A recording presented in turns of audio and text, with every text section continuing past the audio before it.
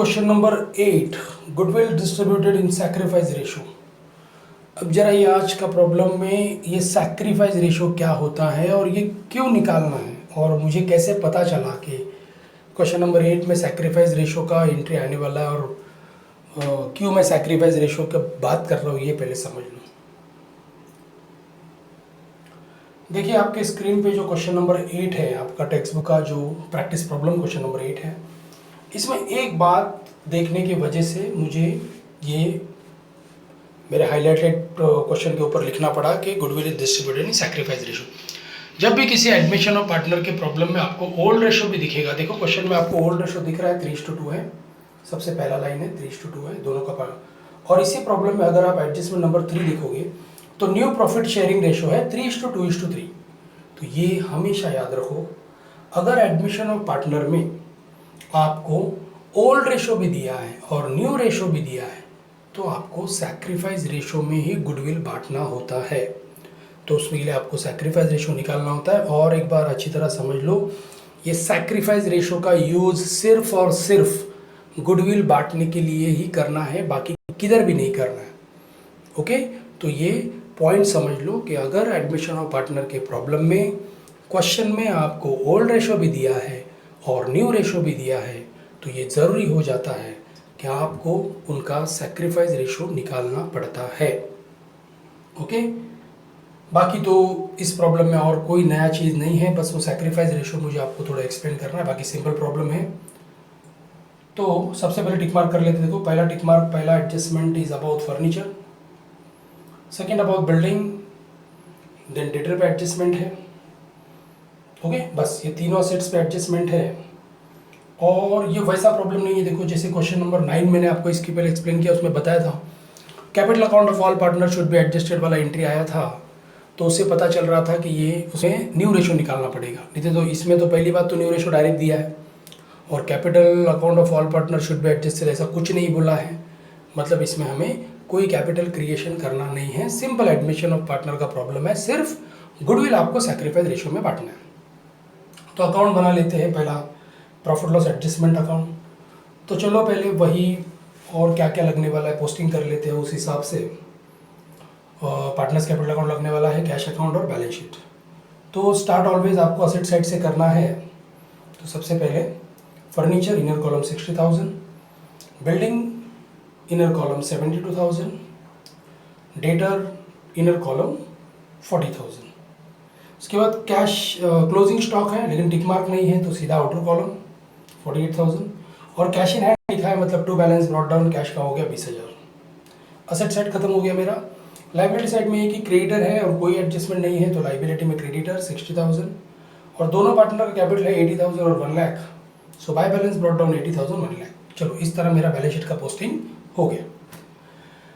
तो पहले मैंने आपको हमेशा बताया है, पहले आपको असेट्स और लाइबिलिटी में जो चेंजेस होते हैं उनका ही पहले पोस्टिंग करना है, सो दैट आपको प्रॉफिट लॉस इमीडिएट मिल जाता है। तो क्या हो रहा है, देखो फर्नीचर आपका कल तक 60,000 था और इधर बोला है कि आपका फर्नीचर का वैल्यू हो गया 48,000। ओके हाँ, सबसे पहला एडजस्टमेंट बिल्डिंग है, बिल्डिंग आपका 1 लाख हो गया। कल तक 72 था, देखो 72 का 1 लाख हो गया, मतलब 28,000 से आपका बिल्डिंग बढ़ गया है।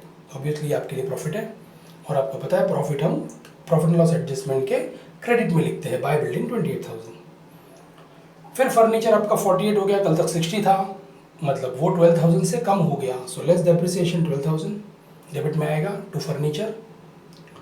और आपका डेटर बन गया 38,000, कल तक 40 था, अभी 38,000 हो गया, इसका मतलब आपका 2,000 रिकवर नहीं होने वाला, तो वो RDD हो गया 2,000। अगेन आपके लिए लॉस है तो डेबिट में जाएगा। और एक नया एडजस्टमेंट है कि एक लाइबिलिटी हो गया है। Okay, last adjustment, it was found that there was a liability for 3,000 for goods in March 2017। आपका कुछ ऐसा ही कुछ लॉस हो गया, खर्चा हो गया 3,000 रुपये का, एक लाइबिलिटी जो आपको उम्मीद नहीं थी कि ये लॉस होने वाला है बट हो गया। तो अभी लाइबिलिटी क्लियरली बोला है तो एक एंट्री तो लाइबिलिटी में आएगा। इसे कंटीजेंट लाइबिलिटी कहा जाता है कि ऐसा कोई लाइबिलिटी जो बिजनेस से रिलेटेड नहीं है लेकिन हो गया कभी, तो उसे क्लियरली लाइबिलिटी लिखा है, इसके लाइबिलिटी में एक पोस्टिंग करेंगे। और ऑब्वियसली लाइबिलिटी बढ़ना, आपका कोई लाइबिलिटी हो गया, आपको कोई लॉस हो गया तो इसका एंट्री प्रॉफिट लॉस एडजस्टमेंट के डेबिट में आ जाएगा टू कंटीजेंट लायबिलिटी 3000।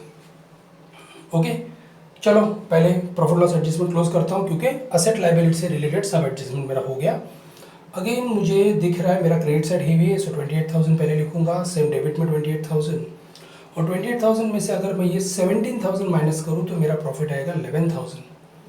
ये 11,000 पुराने पार्टनर को ही मिलेगा। मैं हमेशा बता रहा हूँ आपको, एडमिशन ऑफ पार्टनर में प्रॉफिट लॉस एडजस्टमेंट में प्रॉफिट होने दो या लॉस होने दो, वो हमेशा ओल्ड पार्टनर में ही बांटा जाता है। तो ओल्ड रेशो तो इनका 3:2 था, सो 11,000 को मैं 3:2 में बांटता हूँ तो 6,600 साहिल को मिलेगा और 4,400 निखिल को मिलेगा। ओके, इस तरह मेरा एडजस्टमेंट नंबर 4 हो गया और 5 भी हो गया। अब नया पार्टनर आते समय जो कैपिटल लेके आए उसका एंट्री करते हैं।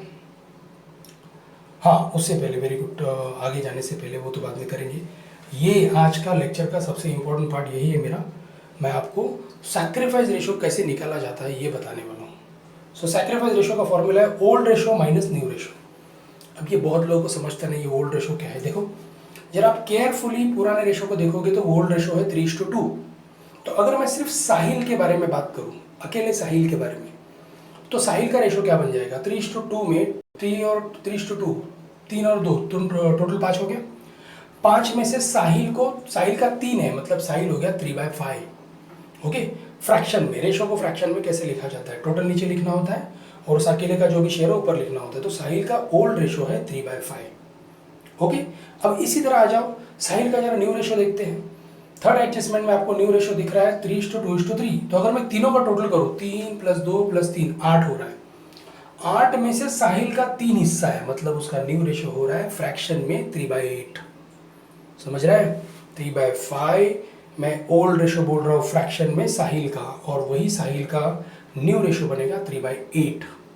ओके, तो फॉर्मूला है old ratio minus new ratio. तो मैं पहले साहिल का देखो सैक्रिफाइस रेशो निकाल रहा हूँ, दैट इज 3/5 माइनस 3/8। ओके, तो ये तो आपको पता है दो फ्रैक्शन का माइनस कैसे किया जाता है, पहले क्रॉस मल्टीप्लिकेशन करते हैं।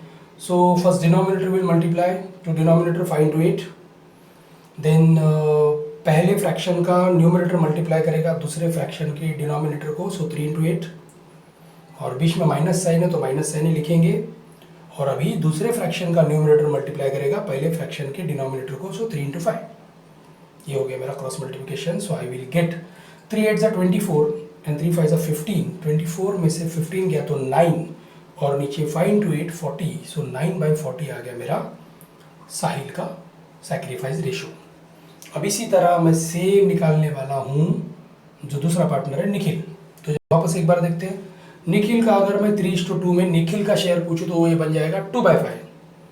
और अगर न्यू में देखूं तो न्यू का टोटल 8 आ रहा है, 8 में से निखिल का 2 है, मतलब 2/8। सो 2/5 निखिल का हो जाएगा 2/5 माइनस 2/8। अगेन क्रॉस मल्टीप्लाई करता हूं तो 5 8 = 40 डिनोमिनेटर में आएगा, और 2 8 = 16 माइनस 2 5 = 10, तो आंसर आएगा 6/40। जब भी सैक्रिफाइस रेशो निकालते हो तो आपको जो नए दो फ्रैक्शन मिले हैं उनका डिनोमिनेटर 2 मिनट के लिए भूल जाओ, सिर्फ न्यूमिनेटर पे फोकस करो। तो साहिल का 9/40 है और निखिल का 6/40 है। 2 मिनट 40 को अवॉइड कर दो तो ये बन गया 9:6। ओके, 9:6 आ गया अपना सैक्रिफाइस रेशो। लेकिन 9:6 को मैं वापस डिवाइड करूंगा तो I will get 3:2। So goodwill will be distributed in 3:2। तो अभी ये क्या हो गया, खोदा पहाड़ निकला चूहा। बहुत बच्चों को लगेगा अरे तो पुराना रेशो भी तो 3:2 ही था और अभी भी 3:2 ही आया। See it is not necessary कि हर प्रॉब्लम में ऐसे होगा। आपका ये पूरा होगा या नहीं होगा आपको निकाल के दिखाना ही पड़ेगा उनको। ओके, वो क्या आएगा वो किसी को पता नहीं है, इसलिए आपको इतना वर्किंग नोट करना ही है। अगर किसी एडमिशन और पार्टनर के प्रॉब्लम में आपको ओल्ड रेशो और न्यू रेशो दिया रहेगा तो इतना काम आपको करना है। अभी हमारा बैड लक है कि वही सब कुछ आ गया, तो भी आपको ये करना ही होता। तो मैं अभी गुडविल 3:2 में बांट रहा हूँ। सो बाय गुडविल था इनका 40,000, तो 24 और 16 आ गया। उसका सेकेंड एंट्री कैश के डेबिट में आ गया टू गुडविल। और नया पार्टनर आते समय कैश लेके आया था अपना इनिशियल कंट्रीब्यूशन 1 लाख लेके आया था, वो हो गया बाय कैश 1 लाख, कैश के डेबिट में टू वरद कैपिटल 1 लाख। इस तरह ये मेरा पूरा प्रॉब्लम खत्म हो गया। ओके, सिर्फ नया क्या था, सैक्रिफाइस रेशियो, बाकी सब कुछ वही जो हम इससे पहले करते आए। चलो, मेरा प्रॉफिट लॉस एडजस्टमेंट तो क्लोज हो गया, मैं भी पार्टनर्स कैपिटल क्लोज कर रहा हूँ। सब तीनों पार्टनर का क्रेडिट साइड मुझे हेवी दिख रहा है। सो 1 लाख 1,24,00,000 और तीसरे साहिल का हो गया 1,10,600। डेबिट में कोई भी अमाउंट नहीं है, तीनों अमाउंट मैं एज इट इज ऊपर लिख दूंगा और यही मेरा तीनों पार्टनर का कैपिटल बन जाएगा। बैलेंस शीट में लिखूंगा कैपिटल और तीनों का अमाउंट लिखने के बाद अगर उसका टोटल करता हूँ तो 3,31,000 आ रहा है। ओके, तो मेरा पार्टनर्स कैपिटल भी क्लोज हो गया। अभी क्लोज करना रह गया कैश अकाउंट। कैश में भी आपको दिख रहा है सब अमाउंट डेबिट में है। चलो डेबिट का टोटल करते 1,60,000, सेम लिखेंगे 1,60,000, ऊपर भी लिखेंगे बाय बैलेंस कैरिड डाउन 1,60,000 और कैश आपको बताया असेट में जाता है। सो असेट में कैश अकाउंट 1,60,000, टोटल करते हैं 3,31,000 प्लस 60 3,91,000 प्लस 3,94,000 आ रहा है मेरा लाइबिलिटी का टोटल।